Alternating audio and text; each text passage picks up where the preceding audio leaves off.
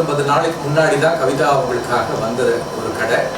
அதுக்கு முன்னாடி அவங்க வந்து ஒரு மெக்கானிக்கினுடைய மனைவி, அவங்க ஒரு கார் ஒர்க் ஷாப் வச்சு அது நடத்திட்டு இருந்தாங்க. அவங்க அந்த கடையை எப்படி எடுத்தாங்க அப்படிங்கிறது கொஞ்சம் ஒரு சில சந்தேகங்கள் அந்த நேரத்தில் இருந்து, அவர் கூட பார்ட்னராக இருந்தவங்களுடைய கையெழுத்து இவங்களே போட்டு அந்த கடையை எடுத்துட்டாங்கன்னு சொல்லி இன்றைக்கும் அந்த புகார் திருநெல்வேலி டிசி ஆஃபீஸில் இருக்குது. அது சம்பந்தமாக அந்த சம்மந்தப்பட்ட நபர் மதுரை உயர்நீதிமன்றத்தில் வழக்கு தொடர்ந்து அது முடிஞ்சிருச்சா இல்லை அது இன்னும் இருக்கா அப்படிங்கிறது தெரியலை.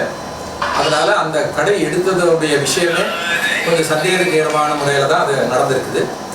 ஆனால் இதெல்லாம் எடுக்கிறதுக்கு முன்னாடியே நாம் கல்யாணத்தை பற்றி பேசுனதுனால, நாமளும் ஒரு சாதாரண குடும்பத்தில் ஒரு பொண்ணு எடுக்கணும் அப்படிங்கிறதுனால தான் நான் ஒரு மெக்கானிக்கோட மகளை போய் நான் பார்த்தது. அடுத்தது அந்த கடை உரிமையாளர் அவங்க சுலோச்சனா பாயின்னு சொல்லி அவங்களும் சரி, அந்த கடையை பார்த்துட்டு இருந்த 70 வருஷமாக பார்த்துட்டு இருந்த ஹரிசிங் அப்படிங்கிறவர் சரி, 2 பேர்த்தருடைய சாவலியும் மர்மம் இருக்குது அப்படிங்கிறது திருநெல்வேலியில் பேசிக்கிறதா இன்றைக்கும் தகவல்.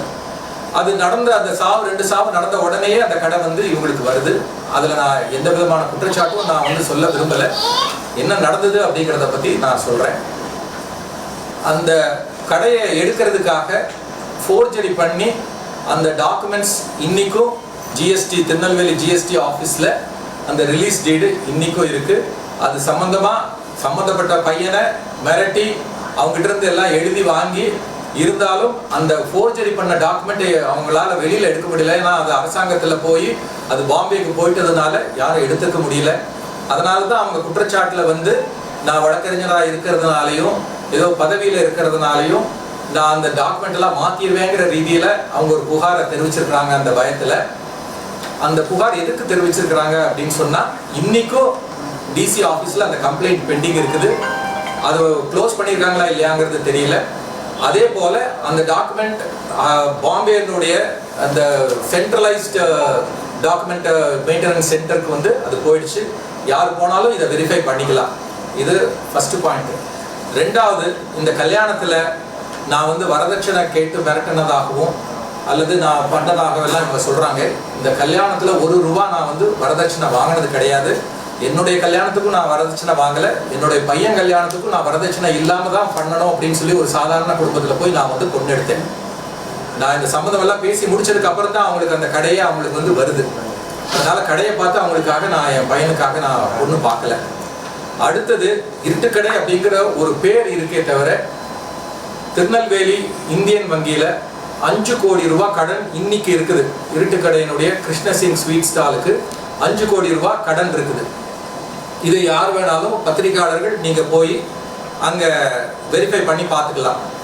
ரெண்டாவது, வச்சிருக்கிற 2 காருமே டியூவில் தான் வாங்கி வச்சிருக்கிறாங்க. அதில் அந்த காருக்கான டியூ கட்ட முடியாமல் போன வாரம் அவங்களுடைய இன்னோவா காரை வித்துட்டாங்க. இது எப்படி எனக்கு தகவல் தெரிய வந்ததுன்னா, என்னுடைய ஒரு ஐ சர்ஜரி நான் திருநெல்வேலியில் தான் பண்ணிக்கிட்டேன் அரவிந்தில். அப்போ அவங்க வீட்டில் இருந்து தான் பார்த்துக்கிறப்போ இந்த கடன்காரங்கெல்லாம் அங்கே வந்து கேட்குறாங்க, ஒரு பிரச்சனை ஆகுது, இதெல்லாம் என்னங்கிறப்ப தான் இந்த ஒவ்வொரு விவரமும் வந்து நமக்கு தெரிய வந்தது.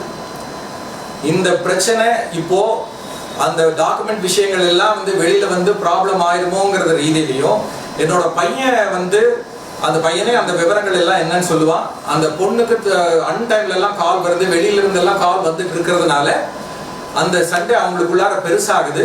அந்த ப்ராப்ளம் வந்த உடனே தான் வந்து இவன் கூப்பிட்டு சொல்கிறான், இந்த மாதிரி இப்படியெல்லாம் பிரச்சனைகள் நடக்குது, என்னன்னு சொல்லுங்க உங்க பொண்ணுக்கு அப்படிங்கிறப்போ, அவள் தனியாக வளர்ந்த பொண்ணு, தனியாக சிங்கிள் சைல்டு, அதனால அவங்க ஃப்ரெண்ட்ஸ் எல்லாம் இருப்பாங்க, அவங்க அடிக்கடி ராத்திரியில் கூட பேசிக்குவாங்க, அதை ஒரு தப்பாக எடுத்துக்காதீங்க, கொஞ்ச நாள் போக போக சரியாயிரும்னு சொன்னாங்க. ஆனால் அது அதிகமாக தான் போயிட்டு இருந்தது. நான் அந்த கிளாஸுக்கு போயிட்டு வரேன், இந்த கிளாஸுக்கு போயிட்டு வரேன்னு சொல்லி 2 மணி நேரம் 3 மணி நேரம் போயிடுறாங்க. அப்புறம் ஃபோன் பண்ணி கேட்டால் நான் அப்படியே பார்லருக்கு வந்துட்டேன் அப்படிங்கிறாங்க. ஒரு 5 மணி நேரம் ஒரு பொண்ணு வீட்டுக்கே வரலைன்னா நாம் அந்த மாதிரி நாம் வந்து இருக்கிற குடும்பமும் கிடையாது. இதெல்லாமே கேட்க போக சந்தேகப்படுறீங்களா அப்படிங்கிற ரீதியில் பிரச்சனையானது இன்னைக்கு அந்த அளவுக்கு பெருசாகி அவனுக்கு அஃபேர் இருக்கு அப்படிங்கிற மாதிரி அதை அந்த திருப்பி விட்டு, ஏன்னா என்னுடைய பையன் லண்டன்ல படிச்சவன், ஸ்காலர்ஷிப்ல அவன் இஸ்ரோல வந்து ப்ராஜெக்ட் பண்ணவன். அவன் மெரிட்ல அவன் காலேஜ் படிக்கிறப்போ 2 செமிஸ்டர் ஒட்டுக்கா எழுதி அந்த 6 மாசத்தை ஒரு செமிஸ்டருடைய டைமை சேவ் பண்ணி அவன் மெரிட்டில் வந்து இஸ்ரோவில் ஜாயின் பண்ணான். இஸ்ரோவில் அவன் வந்து ப்ராஜெக்ட் பண்ணிட்டு இருக்கிறப்பவே அவனுக்கு வந்து லண்டனில் அவனுக்கு படிப்புக்கு இடம் கிடைச்சி ஸ்காலர்ஷிப்பில் 28% ஸ்காலர்ஷிப்பில் அவன் லண்டனில் முடித்து அங்கே லண்டனில் ஒர்க் பண்ணிட்டு அவன் இந்தியாவுக்கு வந்தவன். என்னுடைய 2வது மகன் அவன் வந்து வழக்கறிஞருக்கு படிச்சிருக்கிறான். அவன் வழக்கறிஞருக்கு ஜாயின் பண்ண டைமில் தமிழ்நாட்டிலிருந்து 3 பேர் தான் அந்த காலேஜுக்கு செலக்ட் ஆனாங்க மெரிட்டில். அதில் என்னுடைய பையனும் ஒருத்தன். அவன் வந்து அந்த படிப்பையும் முடிச்சுட்டு அவன் டைமண்ட் அண்ட் ஜெம்ஸ்லையும் வந்து கிராஜுவேஷன் பண்ணியிருக்கிறான். இப்படிப்பட்ட ஒரு பாரம்பரியமான குடும்பத்திலிருந்து நாம் வந்திருக்கிறோம். ஒரு சாதாரண குடும்பத்தில் பொண்ணு எடுக்கணும் அப்படின்னு நினச்சி நான் போய் ஒரு மெக்கானிக்கோட பொண்ணை கல்யாணம் பண்ணது தான் இன்னைக்கு நான் பண்ண பெரிய தவறு. அந்த குற்றச்சாட்டில் அவங்க அடுத்தது அவங்க சொல்றது என்ன அப்படின்னு சொன்னா, அந்த